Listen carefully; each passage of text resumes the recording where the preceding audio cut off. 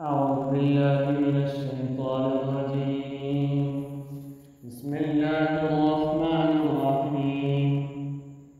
ألم تر إلى الذين خرجوا من ديارهم وهم ألوف حذر الموت فقال لهم الله موتوا ثم أحياهم إن الله لذو فضل على الناس ولكن أكثر الناس لا يشكرون. وقاتلوا في سبيل الله واعلموا أن الله سميع عليم.